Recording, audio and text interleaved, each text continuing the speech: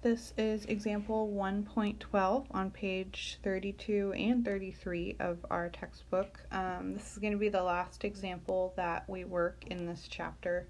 The analyzing and interpreting data example, I feel like it's pretty self-explanatory, so I'm not going to do that one for y'all.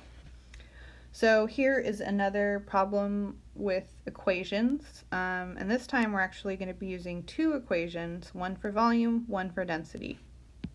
So here they're asking us to find the density in units of grams per centimeter cubed of a metal cylinder with a mass of 3.8 grams, length of 1.94 centimeters, and a radius of 0.55 centimeters. So this is going to be kind of a twofold problem-solving process. First, we're going to use the length and radius of our cylinder, and they've also given us the volume equation for a cylinder. We're going to plug that into the equation for volume, solve for V, and then once we get V, we're going to plug that into our density equation. And we've also been given mass, and that's how we're going to solve for density. So starting off, I'm going to first solve for volume. So volume of a cylinder is V is equal to pi r squared L, which L stands for length. So our volume, hold on a sec, there we go. Volume is equal to pi r squared L.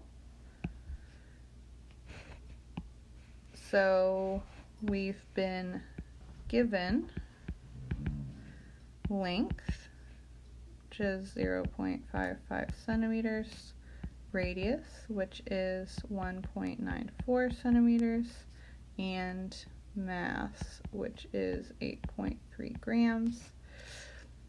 And we're trying to find density in units of grams per centimeter cubed. So if we plug in length and radius, V is going to be equal to pi times 1.94 centimeters squared times 0.55 centimeters. And I apologize that I'm running over into my words. So pi times 1.94 squared times 0.55 is going to give me a volume of 1.8436, and we're in units of centimeters cubed, because if you notice, we have centimeters squared times another centimeter, which gives us 3 total centimeters, so centimeters cubed. So now I have my volume. I'm going to plug that into my density equation. So remember, density is equal to mass over volume. And I'm given a mass in the problem, 8.3 grams. And then I plug my density in, 1.8436 centimeters cubed. I'm leaving all of my digits because we don't typically round till the end of the problem. So if you carry out that calculation, density is going to be equal to 4.50195 grams per centimeters cubed. And the last thing we're going to do is make sure our significant digits add up.